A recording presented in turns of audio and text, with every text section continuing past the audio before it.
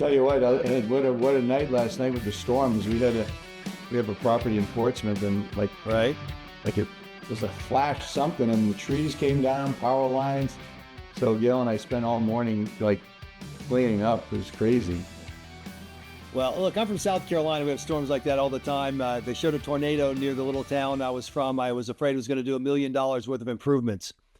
That's the kind of town I come from. But it's great to have you on the podcast. Thanks so much for your time. Yeah, of course.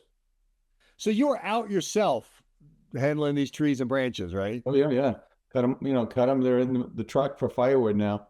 If I was your campaign manager, I'd be screaming, like, you need to be on the campaign trail. You need to be calling people. What's wrong with you? Yeah, well, we met a lot of people actually because they were there fixing a lot of the people who putting up the poles and wires. And, the fact I kind of chuckled that, I know that John has some like landscapers and, pool people and I can neither confirm nor deny any of that. I don't know about that. I know he does because I see them when I ride my bike by, and I was kind of chuckling today that I'm out there like wood and oh gosh, it's crazy.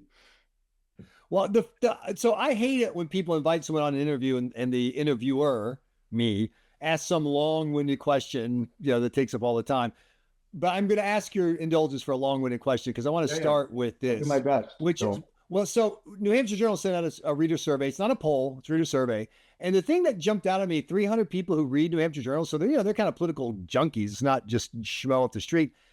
They think that the Republican Party is actually in pretty good shape for 2026. They honestly expect Republicans to hold Congress about, 55-45 on that.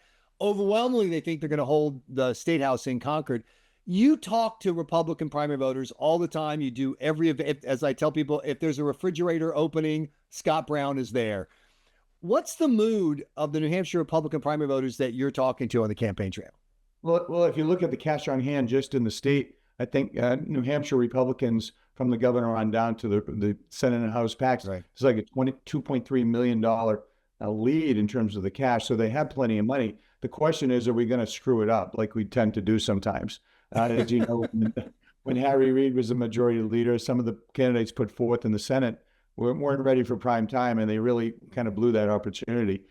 So, they're optimistic, but they're also questioning, a lot of the things that we're seeing nationally that are affecting their lives, those kitchen table issues, the high cost of energy, inflation, those types of things, which are, concerning to them. And they respectfully blame, they blame the Senate for not passing the SAVE Act. They blame, obviously, the president for, a lot of the high costs that we're seeing right now. Right. So we'll see.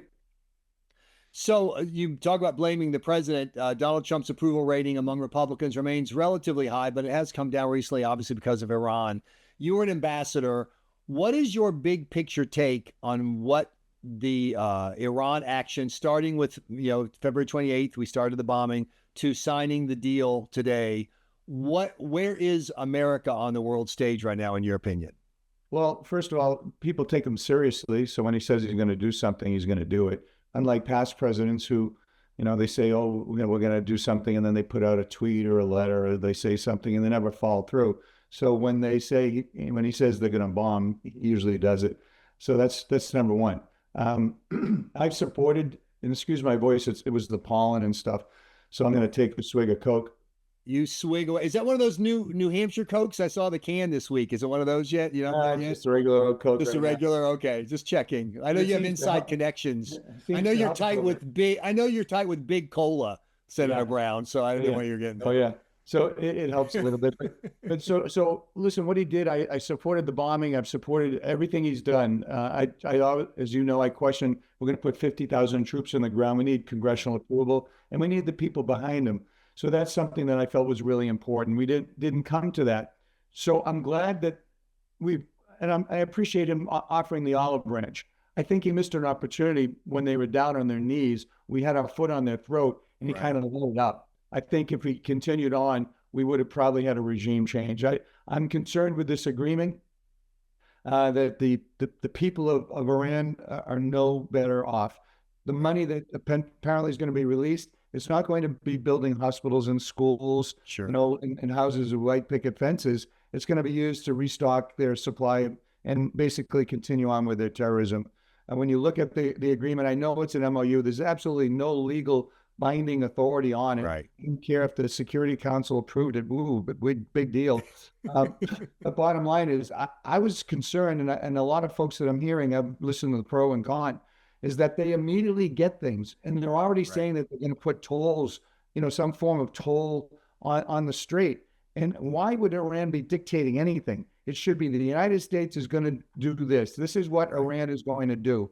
And it seems to be almost the other way around. And I'm really concerned that they're immediately able to release, they obviously sell their oil. Immediate. I would have thought that there would have been a different approach. Like, if you do this for 20 days, you get this. It's almost like incentivizing them to be good.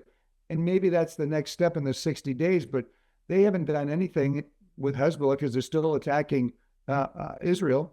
They should just say, stop. And how does Iran have anything to say about Lebanon? Why are we giving them anything in this agreement to have them dictate another country's involvement? It just shows that they have the tentacles that are controlling Hezbollah, which are basically instigating and trying to wipe Israel off the face of the earth still. So, I've heard from a lot of people who think that we lost. That this is, we signed a declaration of defeat. Is that a fair reading of the MOU in your opinion? No, I don't agree with that at all. I mean, obviously, oil is flowing, are going to be flowing. We've weakened them dramatically. They don't have a Navy. They don't have an Air Force. They are very much weakened. We found out that a lot of their systems that China and Russia provided them are really worthless. So we have basically emboldened the other allies and countries in that region to step up and basically put that bully in its place. And I think that the Abraham Accords, I think, will be expanded, and that's all a good thing. So did we lose? No, of course we didn't lose. But here we are, the art of the deal. Is this the best deal we could have gotten? I would, when I heard he was doing a deal, I'm like, okay, great. He's going to say to Iran, okay, listen, you're going to do this by this date, this by this date, this by this date, and you're not getting squat until you actually do these things. That's what I thought was going to happen, and I didn't see it. So if a resolution came to the U.S. Senate that said we are going to lift Iranian sanctions, and you were a member of the U.S. Senate, would you vote for a resolution that did that? Well, it really depends on whether they've gotten rid of their nuclear material, whether they've opened up the strait, whether they've made a pledge not to wipe Israel. I mean, there's a lot of conditions based on this MOU as written. No, I wouldn't support it as written. But obviously, if they've negotiated a deal, they've signed it, they've sealed it, and the other Arab nations in that region, are supportive of it. I wouldn't release anything until they've done every single thing. Well, we are far from that. Yeah, but during the presidential races, you hold these no BS barbecues. And I think the no BS take on this deal is Iran is a fundamentally bad regime. There is when I heard Vice President sorry, Mike. When I heard Vice President Vance say, well, if they'll act like a normal country, we're going to reward them. I'm like, there is no planet where the whack job Islamist regime that is, determined to wipe Israel off the face of the earth is going to act like they've had 7 years to act like a normal country. Every opportunity they've said, we'll skip normal. We'll stick with revolution. Am I wrong? Yeah, no, it's a theocracy. They don't know anything else. So they're going to all of a sudden start building houses with white picket fences, and all the women are going to go to school, and the kids are going to be happy, and all the the army and the military are going to be nice. They're going to be have stopping guards on the street corner. No, and this is the difference, Michael, between me and John and me, because he can't say any of this stuff. He's got to say, oh, what a great deal. He's going to be just like JD. He's going to, this is a great deal. I commend the president. He can't point out that, this has some issues, and we have to be really cognizant of it, because he's the guy now that can't criticize the president or call balls and strikes, or maybe question that we can maybe do it better or differently. And I know exactly how he would vote. He would vote, didn't do exactly what the president does. And one of the things you asked earlier, what I'm seeing around New Hampshire, and by the way, this race is tightening. I can tell you that on the record. And we have people, the independents especially, say, Scott, I'm really looking hard at you now because I see that Chris Pappas has this litany of endorsements and special interest PACs, Emily's List, NAREL, all these groups. So he's bought and paid for. And then John's got, all these other groups. And the plus his past history, leaving with $850,000, and now he's worth $36 million. So he's bought and paid for. And you're the only guy who basically is representing New Hampshire and can vote independently. And I said, that's right. And that's a good thing. So traditionally, Republicans have celebrated the free market and capitalism. And I know that there's some Sununu supporters who get frustrated when they hear you making that attack, because it sounds like an AOC attack. They say that it's like, so what? He left the public sector, went to the private sector. Isn't that what it's all about? Oh, yeah. Listen, I don't begrudge that. But I think part of the problem is, you pick and choose the winners and losers. Like when you're on an advisor of the World Economic Forum, which is an entity that basically wants to take away the United States' ability to govern themselves and do certain things our way, or when you do the bank bailout and then you work for the banks that you in fact bail out, or you work for Boston Scientific that exports jobs to China, you have to figure out, okay, is that where I want to be? And the fact that you've been basically not in New Hampshire and doing everything but, supporting the president and his team forever. That people question that. I question it. I'm not the only one, so I didn't make this up. No, he can make a living certainly, but it's picking and choosing where you stand on the issues.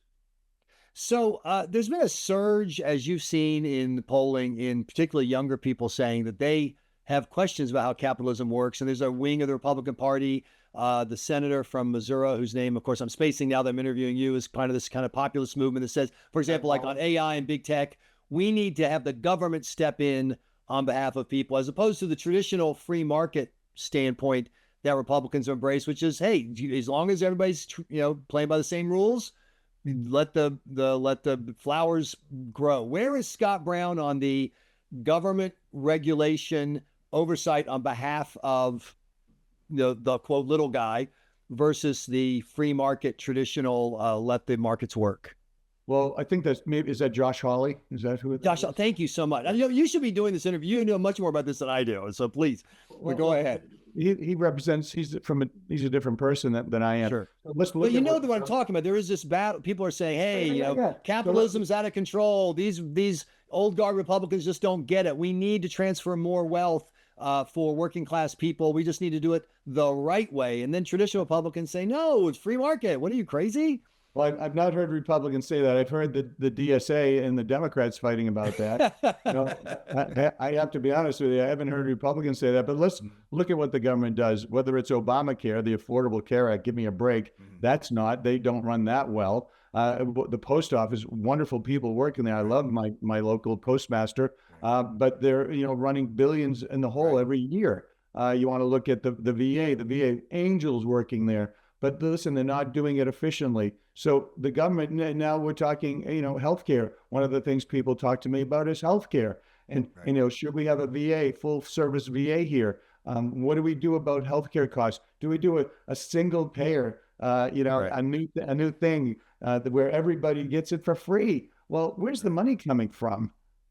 I mean, I believe that we can do it better than the federal government. I believe. Well, let me interrupt right there because I want to get something clear because it's an issue in this campaign season. Stephanie Shaheen, running for the 1st Congressional District, as she wants to replace Chris Pappas, was asked, "Do you support a single payer?" Some brilliant reporter from NHJournal, something I forget, and her answer was, "Not yet." I mean, it was I love this. You are. It pains me to say anything nice to you while you can see me. No, it hurts me, but you answer questions. And Stephanie Shaheen gave me this 573-word answer that was basically not yes. She wouldn't say, straight up, I don't support single payer because Democrats do, but she wouldn't say that word. And a lot of the Democrats are saying we do need a government run. You don't pay any, no private insurance. You just give us some money and we take care of your health care. Where is Scott Brown on single payer health care? Yeah, I think that. Absolutely not. And when she says not yet, and when Chris Pappas doesn't answer it at all, that means when they get elected, they're going to do exactly what AOC and Bernie want. And they're going to ram it down our throats. And that's what they did with Obamacare. You were in Massachusetts. They had Romney Care. The Cadillac plans all the way down to the fully subsidized Commonwealth care. And choices in between. There was competition. There will be absolutely none. You might as well just go to Canada to get that care and coverage. So I think we can do it better. Eliminate the 40% of the cost of our healthcare because of the bureaucracy associated with it.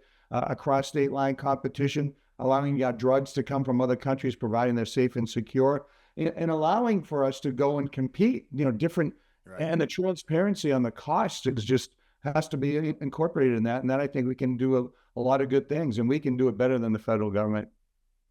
Yeah, it is interesting because people, often say, the government just isn't very efficient. I had to stand in line, whatever it's for, for registering a vehicle to Social Security benefits, et cetera. And yet there's a lot of appeal among people to say, I want the government to run this. And their argument, Senator Brown, is, look, our town is having to raise property taxes because the cost of the healthcare for our employees, and that, it's part of the deal, have just exploded. They haven't risen. They haven't inched up. They haven't inflation. They've exploded.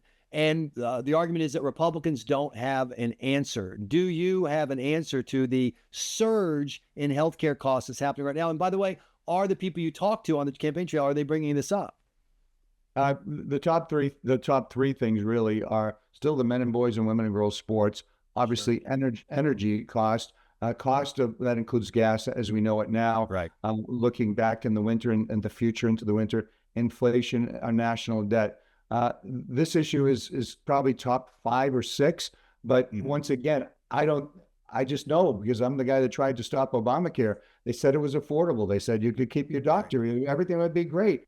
No, that's not true. And in this particular case, they're saying it's choice. It's healthcare for all choice. You can still no, you're not going to be able to. They're going to get it. And once they get it, they're going to ram it down your throats. And my answer is, as I said, I believe that we can do it better in New Hampshire. I believe that we have smart people that can actually compete on a national level to get the best possible plans here and eliminating a lot of the things that I already referenced. I believe that. So across the country, President Trump's endorsement in Republican primaries has been very effective. Overwhelmingly, the candidates he endorses win. He's endorsed Senator Sununu. What's your message to Republicans who are Trump supporters about why, in this case, they should say, hey, love Trump, but I'm going to back Scott Brown and not Johnny Sununu? Well, I think you should ask them, why doesn't John have that even on his website? Why doesn't he talk about it at all? Because he's embarrassed about it. He's been a Trump hater, never Trumper since day one, the entire family. And they need to ask John, how and why did you get the Trump endorsement? Because you've hated the president forever. I know why I didn't, because I just pointed out 5 or 6 things that I said I disagree with, and I called balls and strikes. And, the president doesn't like that. And a lot of those MAGA supporters, they were with me in the beginning, and they're still with me because they recognize that, John came out of left field after being away for almost 20 years. He got crushed by Jean Shaheen by like 8 or 9 points, and I barely lost to her. And when he goes to an event, he just blasts in and out like, I am John, I'm here. And then he leaves. And people are like, well, what? I mean, it happened this weekend. He came into an event. He was supposed to speak. I came in. Hawley was there. Everything's great. The energy level goes up. And then he leaves. And they said, oh, he has to go to another event. I was going to the same event. I stayed, I spoke, and I went to the other event on time. So, it's this whole connection thing where, they think that, it's already done. Michael, yes, you don't say a lot of nice things about me, but one thing you will say, and I have heard, is that I was down 41 points and I won by 6 or 7 against Martha because she was already picking out the drapes and she wasn't doing it the Massachusetts way or the New Hampshire way, and neither is he. And that is shifting people my way in droves. Well, and that will show up if it happens. But one of the arguments, so I asked Senator John Kennedy of Louisiana about this race. He's supporting Senator Sununu, but he went out of his way to say, look, I love Scott Brown. Everybody likes Scott Brown. Great guy. I hear this all the time, Senator Brown. They just think you're not the right fit to give the Republicans a chance to win this election. They look at polls that show that with Sununu, it's a close race, with you, not so close, et cetera. So for the Republicans who really hey, love the Sununu, love Scott Brown, love all these guys, they just want to win. What is your message to them? Easy. Chuck Morse and Don Bolduc is the first thing. And then I remember back when I was a young senator, and I was down in Florida, and I was actually with a young man who was running for then Senate, and I got a call from the NRSC. What are you doing there?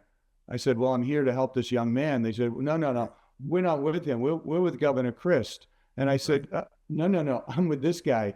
And thank God I stuck there with Marco Rubio and worked very hard to raise a ton of money down there. And look where he is today. So what I tell people and what they see is you have to earn it in New Hampshire. And this race is far from over. And I'm running, and I was running long before John because I don't want Chris Pappas to be a senator for 30 or 40 years. And if I thought, and when I asked the Sununas, they said they had no interest, so we won't even go there.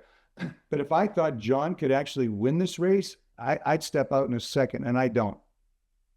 So on policy issues, I know people think policies don't matter anymore, that we're just in this era of red, blue, et cetera, whatever.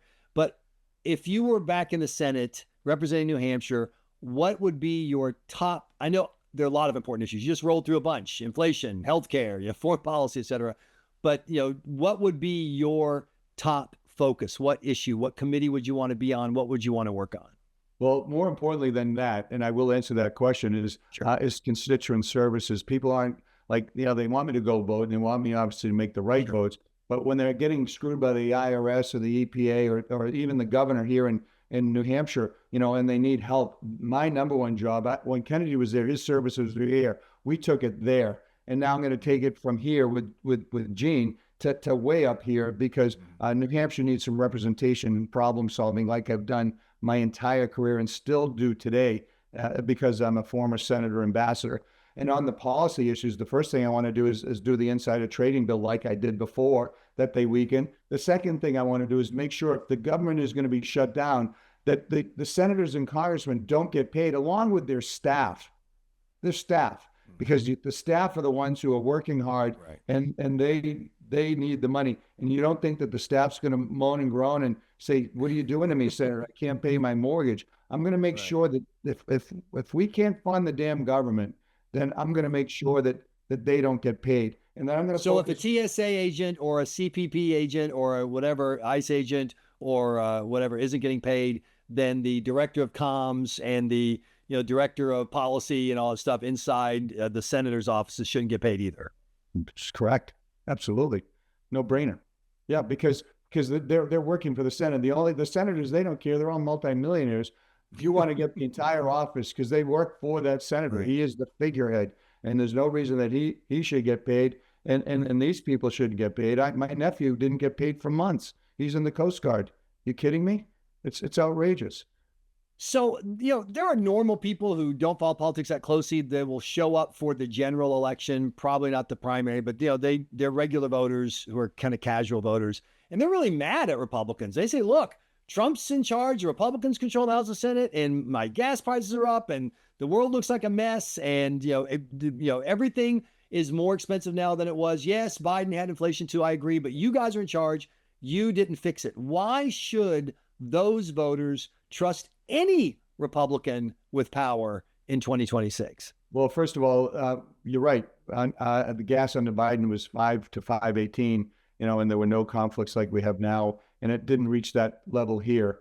Certainly, the inflation, a whole host of other things. When you say the world is a mess, I have to respectfully disagree. The world was a mess under Joe Biden, letting in illegals here and millions and millions, and we're dealing with those issues now. But not for him. We wouldn't be dealing with the ICE issues we're facing. So I just tell them factually, like, show the comparisons as what's happening.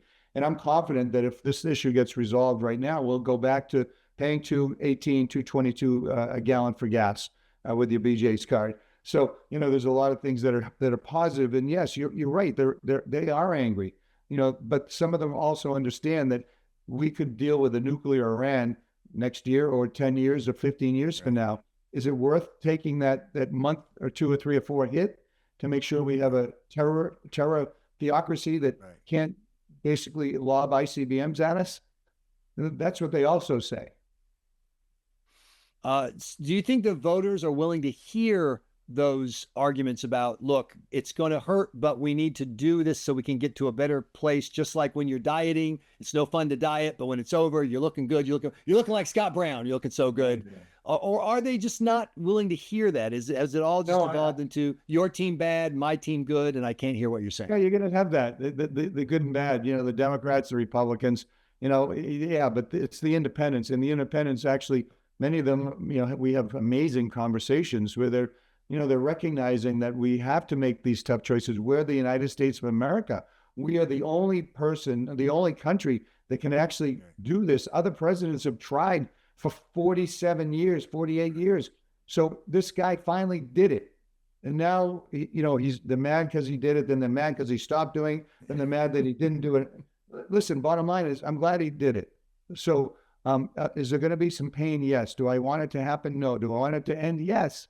But if you're Chris Pappas, he doesn't care. He just doesn't want to do anything. He doesn't want to vote for anything. He doesn't want to save any money. He wants to give you free stuff, till you're blue in the face, open borders, sanctuary cities, men and boys, women and girls sports, and not support anything. And if you're John, you're going to do whatever the president says. If you're me, then I'm going to call balls and strikes and try to figure it out, like reading the bill, seeing how they affect our state, country, debt, and deficit, and do what's best for New Hampshire, not what's best for D.C., not what's best for the administration, but what's best for New Hampshire. And that's the thing that matters. And that's what I hear. The fact that the president endorsed, am I disappointed? Yeah, of course.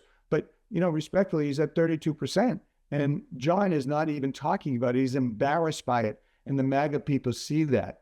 And they understand that I'm not going to be quiet when I see things that can be done better. So you've said one thing in this conversation that I got to be honest with you, I just don't believe.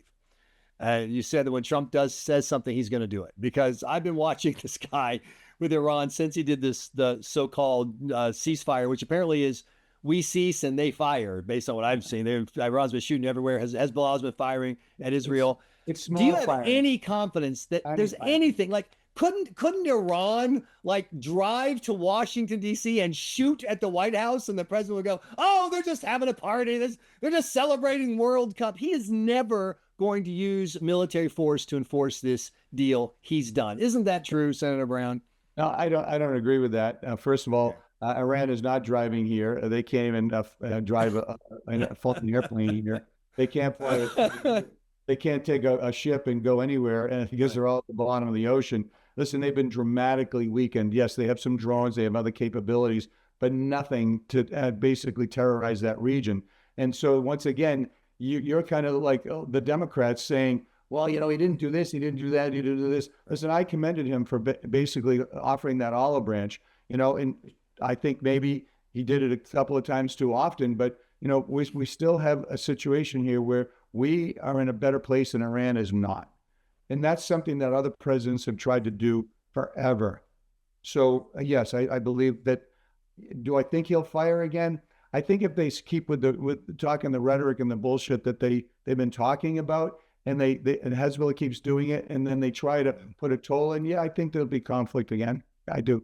Okay. Well, I find that I'm listening, and it's on the record, and in a few weeks, I'll bet you one of us will be wrong. I'll bet you my tequila, the old white wine spritzer. How about that? I have never consumed a white wine spritzer of my own free will ever, but I'll do a Bushmills Irish whiskey against your tequila anytime. That's a deal. And that's then a deal. I want to ask this, and then I want to give you a chance for a big finish to just lay out your case for Republican primary voters, because that's I want the people who actually choose the nominee to get questions answered. All these media gotcha types. That's for the general election. The Republicans want to know who can represent them best. The number one complaint I've heard about your campaign is that people say, I feel like it's personal for Scott Brown, that he's mad at Johnny Sununu and the Sununus, that he's not running to be the senator, he's running to settle scores. What do you say to people who honestly feel that way, whether they're right or wrong? Well, first of all, I have nothing but great respect for the Sununu family. It's never been personal. I don't even know John, but I do know that, this isn't a monarchy. And I do know that, the Shaheens, the Bushes, the Sununus, it's like this entitlement that, you're born on third base and think you got a triple, so, and they're not representative of the people who are hustling and trying to make a living every day. And I'm one of those. And I don't hear that it's personal. I hear that I'm working my ass off, and he's not. And if that's personal, yeah, I'm going to outwork him. I'm going to outwork anybody. You know it. You've seen it personally. And, I wish him well. And I've already accepted your debate offer. Have you? Is he accepted? Well, to be honest, completely honest, this is my podcast. We are literally just putting the schedule together. So it's a little early in the process for me to say who has accepted and who's not accepted. But thank you for sharing that you've accepted. Well, that's good. Well, but I promise you, I've accepted. We have 3 debates. We have 3 debates coming up in August. It's going to be great. I will leave it there because I'm trying to do my job at New Hampshire Journal, on a level playing field. And so I told you it's going to be a big finish. So this is your big finish. Well, you're on stage with Chris Pappas. You're the Republican nominee. What is the question that you are looking forward to asking Chris Pappas in that debate? Well, why has he not ever supported President Trump's efforts or the Republican efforts to save $1 for this country, not to do a full deep dive in all of the overspending? Why is he putting basically roadblocks and thwarting our New Hampshire advantage by not approving our pipelines, by forcing young girls and women to be in locker rooms with boys and men? Why did he support the no tax on tips, no tax on overtime? Why did he vote against the $200 million for the Portsmouth Naval Shipyard and $500 million for our rural health centers? Like, how is he helping New Hampshire in that regard? Putting more regulations, more taxes, more spending, thwarting our New Hampshire advantage, putting in roadblock after roadblock after roadblock, and basically putting more unfunded mandates on our state that force our state and our citizens to pay more. Like, why? And when is he going to answer a damn question, like legitimately, about Graham Platner? Why doesn't he say that, no, this guy should not be a United States senator? Why doesn't he answer the question about single payer health care? Because he doesn't like to take stands. He comes home from our state, from D.C., and basically, he's like a whack-a-mole. He just pops his head up. I am here at a ribbon cutting. I am here to, and like, do your damn job. So that's what I would ask him, and those are the points I would point out. Yeah, I will say that the longest paragraph you'll ever read in your life is Chris Pappas's answer to a yes or no question.